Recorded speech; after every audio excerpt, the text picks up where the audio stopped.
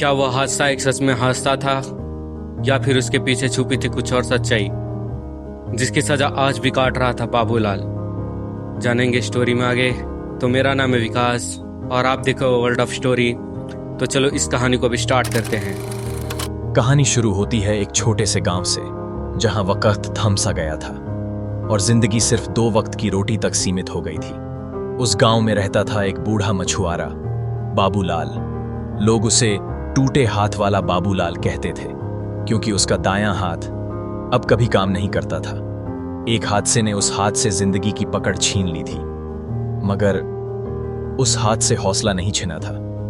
हर सुबह बाबूलाल अपने कांपते पैरों से अपनी पुरानी नाव खींचता हुआ निकलता था, सिर्फ एक हाथ से जाल फेंकता और उम्मीद करता कि आज कुछ मछलियां हाथ लगेंगी।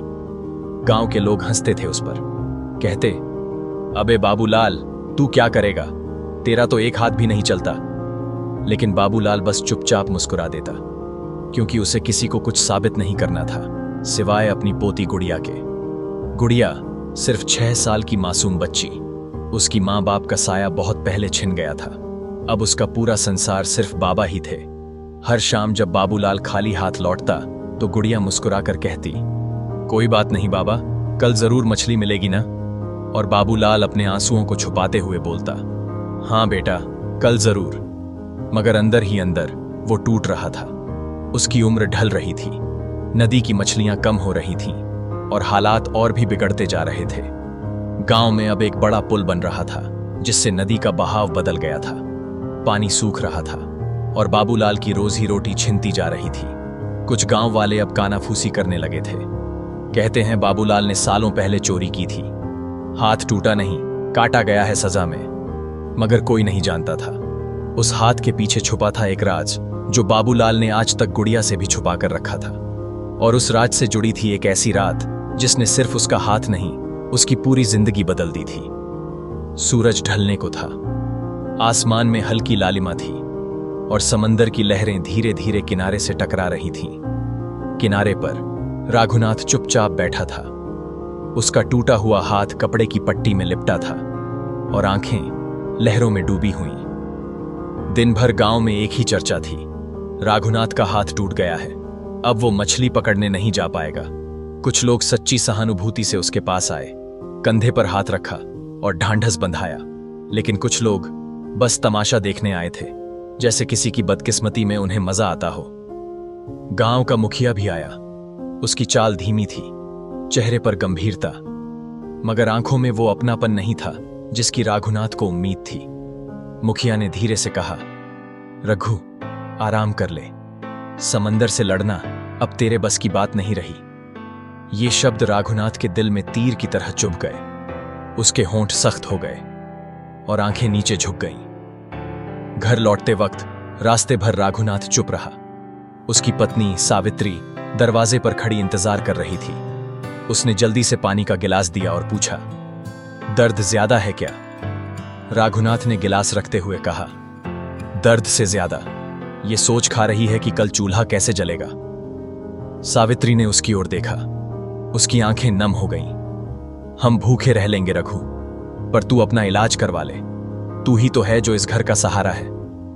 राघुनाथ ने एक मजबूर मुस्कान दी और बोला, अगर मैं नहीं निकला तो भूख हम सबको खा जाएगी। उस रात गांव में मौसम अचानक बदल गया। तेज हवाएं चलने लगीं, पेड़ों की डालियां चरमराने लगीं और समंदर की लहरें गरजने लगीं। राघुनाथ बिस्तर पर लेटा था, मगर नींद उसकी आंखों से कोसों दूर थी। वो करवट बदलता रहा और हर करवट के साथ उसका मन और बेचैन होता गया। आधी रात को उसने अचानक आंखें खोलीं। उसके दिल में एक आग जल रही थी। चाहे हाथ टूटा हो, मैं हार मानने वालों में से नहीं। समंदर मेरा दुश्मन नहीं, मेरी रोजी है और मैं इससे मुंह नहीं मोड़ सकता। धीरे से बिस्तर से उठकर वो आंगन में आया। आसमान में बादल गरज रहे थे, दूर कहीं बिजली चमकी और समंदर की आवाज पूरे गांव में गूंज रही थी। उसने अपने टूटी हालत वाले हाथ को देखा और फिर अपनी नाव की तरफ नजर डाली जो किनारे पर बंधी थी। आंखों में एक नया फैसला चमक रहा था। वो जानता था कल का दिन उसके लिए आसान नहीं होगा, लेकिन अगर उसने कोशिश नहीं की तो शायद खुद पर से उसका भरोसा हमेशा के लिए टूट जाएगा। समंदर एक रहस्य है भाई, कभी देता है, कभी छीन लेता है। और उस दिन रघुनाथ के लिए यह सिर्फ पानी का विस्तार नहीं था, यह उसकी आखिरी उम्मीद थी। सुबह की हल्की ठंडी हवा बह रही थी। गांव के किनारे पर बाकी मछुआरे अपनी नावों को तैयार कर रहे थे।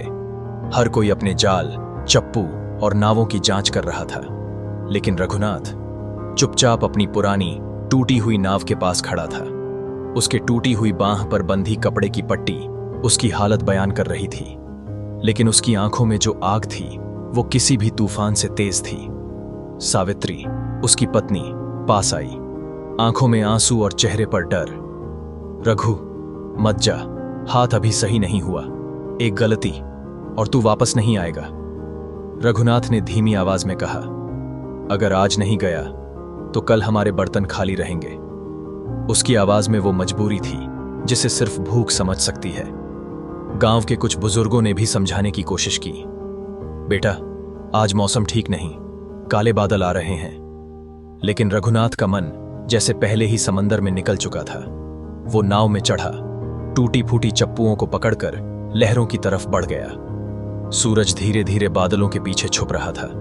हवा की रफ्तार बढ़ रही थी और लहरें ऊंची होती जा रही थीं। लेकिन रघुनाथ एक एक चप्पू मारते हुए आगे बढ़ता रहा। पहला जाल डाला, पानी में लहरें फैली, लेकिन जब खींचा तो खाली था। दूसरी बार कोशिश की, फिर भी खाली।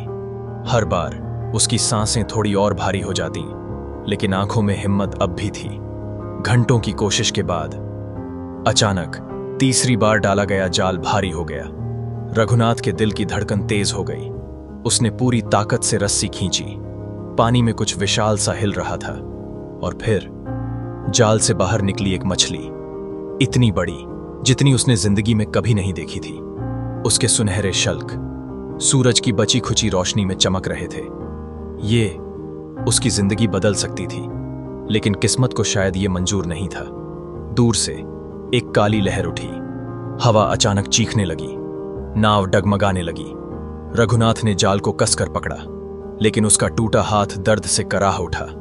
अगले ही पल एक विशाल लहर आई और नाव के आधे हिस्से को ढक लिया। रघुनाथ पानी में गिर गया।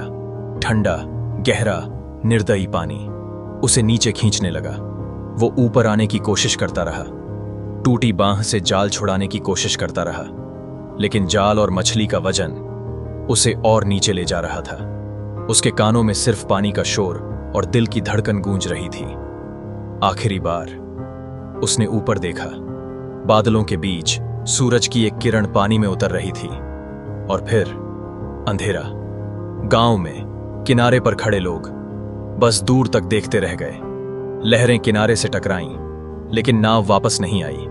उस दिन समंदर ने रघुनाथ को अपनी गहराइयों में हमेशा के लिए छुपा लिया। रात का अंधेरा गांव पर पूरी तरह उतर चुका था। सिर्फ लालटेन की पीली रोशनी और दूर से आती लहरों की आवाज उस सन्नाटे को तोड़ रही थी। गांव का हर शख्स किनारे पर खड़ा था, किसी के हाथ में दिया, किसी के हाथ में मशाल, लेकिन सबकी निगाहें बस उस समंदर पर टिकी थीं। मछुआरे की छोटी सी झोपड़ी के बाहर उसकी बेटी अपनी मां की गोद में सुबक रही थी। मां बार बार उसके बालों को सहला रही थी, पर खुद की आंखों से बहते आंसू रोक नहीं पा रही थी। पास खड़ी बुजुर्ग औरतें धीरे धीरे भगवान का नाम ले रही थीं, जैसे उनकी प्रार्थना लहरों को चीर कर उसके पति तक पहुंच जाएगी। तभी दूर समुद्र में हल्की सी एक परछाई दिखाई दी। गांव के लोग चिल्लाए, देखो कोई आ रहा है। लेकिन जैसे जैसे वो करीब आई, सबकी सांसें थम गईं। वो मछुआरे की टूटी हुई नाव थी, आधी डूबी हुई और अंदर सिर्फ फटा हुआ जाल। किनारे पर मौजूद लोगों ने नाव को खींचकर बाहर निकाला, लेकिन उसमें सिर्फ कुछ सुनहरी मछलियों के टूटे हुए शल्क थे जो मध्यम चांदनी में चमक रहे थे। सब एक दूसरे की ओर देखने लगे। किसी की हिम्मत नहीं हुई उस मां की आंखों में देखने की। मां ने नाव को छुआ, फिर समंदर की तरफ देखते हुए फुसफुसाई, ऐ लहरों, अगर मेरा आदमी जिंदा है तो उसे लौटा दे, और अगर नहीं तो उसे शांति दे। वो बोलते बोलते घुटनों के बल बैठ गई। उसकी बेटी ने उसकी गर्दन पकड़ ली। और फिर माँ बेटी दोनों लहरों के शोर में खामोशी से रोती रहीं। गांव वाले धीरे धीरे लौटने लगे, लेकिन कुछ लोग अब भी किनारे पर खड़े रहे, क्योंकि कहीं ना कहीं उम्मीद अब भी जिंदा थी। कहानी यहीं रुकती है। समंदर अब भी गुनगुना रहा है, जैसे उसके भीतर कोई अनकहा राज दबा हो। सुबह का सूरज अभी पूरी तरह निकला भी नहीं था, लेकिन किनारे पर खड़े हर चेहरे पर एक अलग सी बेचैनी थी। गांव के लोग चुपचाप समुद्र की ओर देख रहे थे, मानो किसी चमत्कार की उम्मीद कर रहे हों। अचानक दूर से एक छोटी सी आकृति पानी को चीरती हुई नजर आई। किसी ने चिल्लाकर कहा, वो देखो, कोई आ रहा है। सबकी नजरें उस ओर मुड़ गईं, और जैसे जैसे वो करीब आती गई, लोगों की आंखें फैलती गईं। वो टूटा हुआ मछुआरा था, जिसका हाथ अब भी पट्टी में बंधा था, लेकिन उसकी आंखों में डर नहीं, सिर्फ संतोष था। उसकी नाव में कोई मछली नहीं थी, सिर्फ एक पुराना लकड़ी का बक्सा था, जिसे वो अपनी आखिरी ताकत से पकड़े हुए था। किनारे पर पहुंचते ही लोग उसके चारों ओर इकट्ठा हो गए। किसी ने पूछा, इसमें क्या है? मछुआरे ने धीमी आवाज में कहा, ये हमारे गांव का भविष्य है। जब बक्सा खोला गया, उसके अंदर सुनहरे बीज थे, जो उसने तूफान के बीच एक डूबते जहाज से बचाए थे। उसने कहा, इन बीजों से हम फिर से खेतों में हरियाली ला सकते हैं। समंदर ने मुझसे मेरी रोजी छीन ली, लेकिन मुझे तुम्हारे लिए नई उम्मीद दे दी। गांव के लोग रो पड़े।